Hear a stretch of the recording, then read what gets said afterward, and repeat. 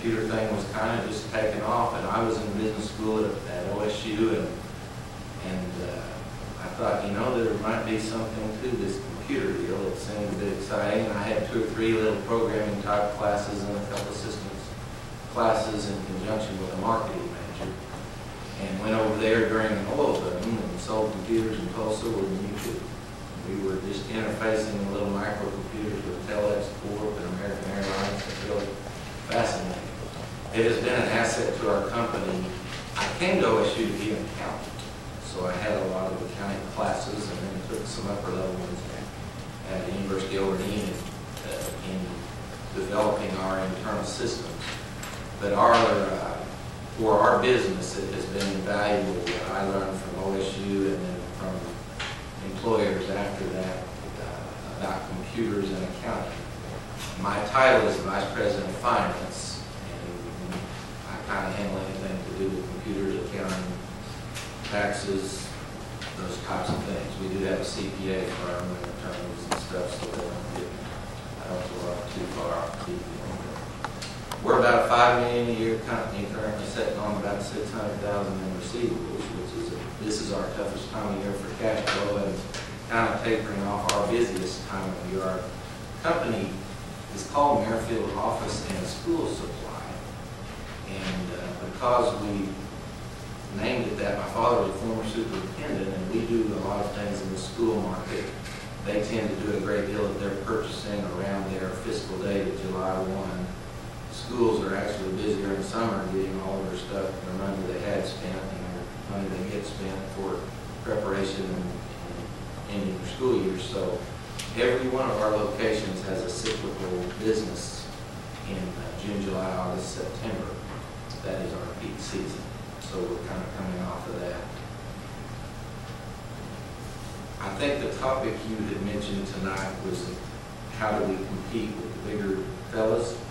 And it's a great question, and it's to speak to that, I think, and when I speak to you tonight, I'll be talking about our 4 stores, and we are planning a location in Lawton, so we're hoping to expand. And part of that is my son has recently joined the business. My business partner, Stan, my brother, his son has recently joined the business, and my daughter has joined the business, although she may be trying to pursue a master's up here and pushing her towards this area. We'll see how it goes.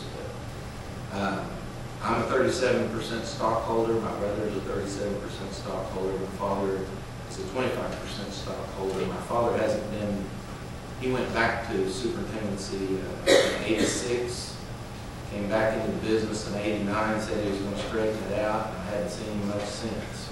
But he's an inactive stockholder, and so that's kind of, I hope you understand, don't graduate from my college without understanding what an S Corp is and a C Corp and all of those types of things as you get into the business world. I know you won't, but taxes are a big part of the world we live in, and it all, how you behave almost permeates around that angle.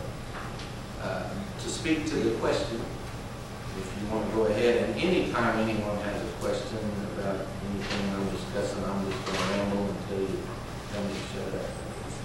Is there any questions about our business or our model? And that's what I want to talk about first, is what we do. We really compete with the Staples, for instance, in only about 50% of our product. They sell computers. We used to do that. I have a lot of respect for people that can do that, but that is a very difficult, very dynamic, changing market, and we chose, the way it happened is we sold tons of them.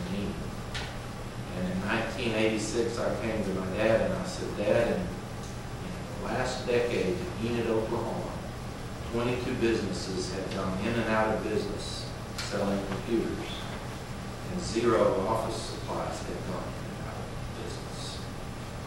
And I said, I received 5 phone calls last night after 10:30 at home. And the last one was some kid's missile command game was on the fridge or something. And I said, I don't want to have an unlisted number, let's sell pencils. He said, that's what we'll do. So we took care of all that we had out there. But our product line is what you see at the Staples in terms of the office supply and the small furniture, home furniture type deal. We do a lot of things that they don't get into in terms of educational supply for mainly teachers. One area we don't hit that we're hoping to hit, that we met with John's class last year and talked about, is selling to you guys.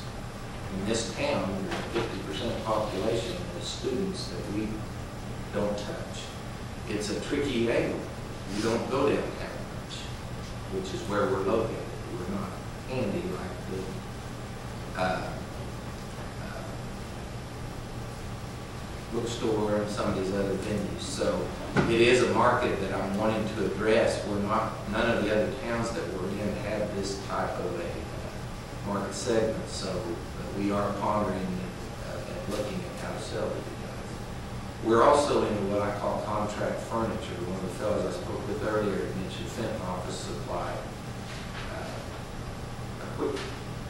We're the only one in Alva, only one in Elk City, us and Staples and Enid, us and Staples and Ponca, and there are 6 legitimate players in what we consider our market here. Fenton, DNC, there's a deal called AAA that's good contacted. The college bookstore gets a slice of what we call the commercial campus activity, and then Staples. We sell about 40,000 a month just to OSU, so it is a tremendous market back from there, and it's not one that I want to do anything here tonight or any other time to risk that. But we try to give a lot back to OSU. And you'll hear a lot of graduates say, oh, my university has really given to me.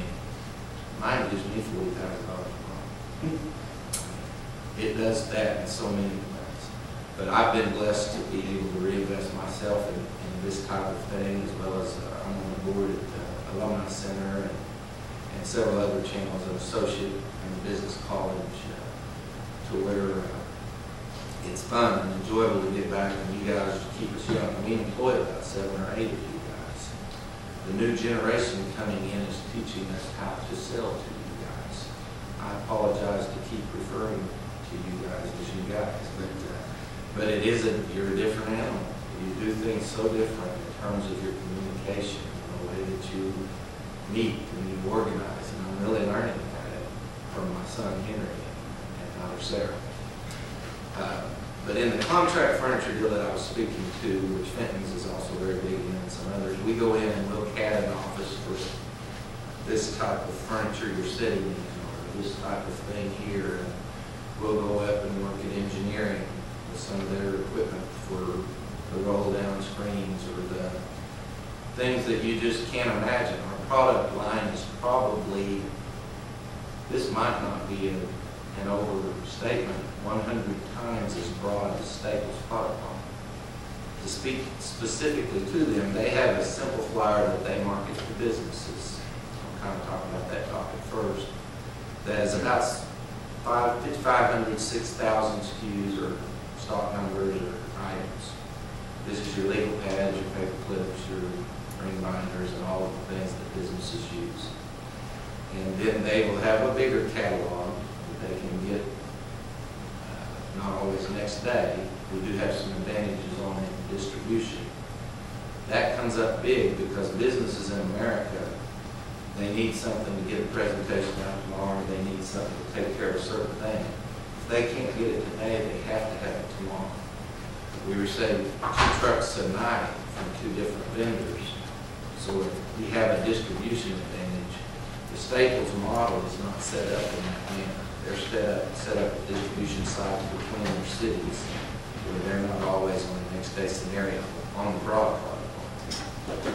They will outstock us in certain areas. We have more inventory in Northwest Oklahoma by far than they have in Northwest Oklahoma at our locations, but a lot of our inventory is so broad, and we do a lot of things that they don't do, and that's my main discussion before we start talking about the head-to-head side, is that we get all of the dig and dent furniture for the entire Southwest United States from the major office products vendor, United Stationers. It's a semi-load at a time. It can be 2 a week or 2 a month. boxes, and it may be mint condition, you open the box and you may have to throw it away. If anyone ever heard of Sanford and Sons, it's a used furniture type deal. We're kind of on that end where we do a lot of those types of things, where there's a lot of businesses out there, particularly in Oklahoma and oilfield and whatnot, where they just need some old desks for their oilfield mud house and some things like that. Sylvester Bechtel recently came in over at Cushing and wanted 10 desks for 6 months. Drafting table, assortment, filing cabinets, all kinds of stuff. We were able to rent that to them, pick it up when we're done. These are things that Staples don't do and don't want to do. I'm not sure sometimes how much we want to do them, but we do a lot of those things. I'll try to get back onto the topic of where we compete with Staples, but I thought it would be important to mention. And I keep mentioning Staples. They're the big boys. And we go to a lot of vendor shows with Lemon and Ellis and meet with animals like us around the nation. And Staples is, I believe, it depends on how you define the market, but I believe they are 4% of the channel, the whole channel. Companies like us are 7% of the channel in their entirety. Staples is a big animal.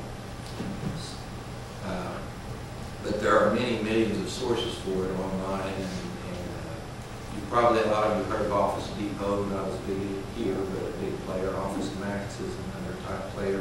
And I get the feeling that's the kind of new shopping concept that you're wanting us to speak to. In '93, we joined a company. How many of you have heard of Napa Auto Parts? That is and John, I know you've had some background in the auto parts thing, I believe, or something, but that is a buying coalition concept. And we joined the one that is home-based in Des Moines, Iowa, Indianapolis now. And it's called Independent Stationers or Office Plus, and we're hoping it grows. We kind of got in on the ground floor of it in '93, and it has expanded a great deal. It's evolved a great deal, but it allows us to buy direct from a tremendously large number of vendors. And it's kind of like we have 5 locations. We include ourselves with the city in our purchasing and a lot of our vendor relationships. There's a lot of multiple store commercial office product stores like us out there that have joined together to form this buying cooperative. And it's basically we all came together and said, okay, we're all going to buy our file folders from one vendor. What is your price? You won't know these vendors, but Smead or SLT, you probably have heard of these deals. But our main product line is divided into about 40 to 45% supplies, probably 50% by dollar volume furniture, probably the other school supply, but we have a tremendously broad product line because the founder of our company, my father, basically if somebody comes into our business looking for something, if we don't have it, we'll find where they can get it, or we'll hopefully be able to find the source to provide it. We don't just sell to price, and I'm having a hard time teaching my kids that it's not all about that. And you know, that sounds like somebody that doesn't want to talk about price because he can't compete on price, and it is not that situation. We put out our main, I should have brought them with me, but our main marketing tool that we approach businesses with is a flyer about the size of the same commercial flyer that Staples approaches business with. It's about 6,000 items, ours is 6,500. And these are your legal pads, your binder clips, all of the paper clips, the ink pens, and the common stuff. All right. And you've heard about this. But anyway, all of the common items that you see in the office supply world.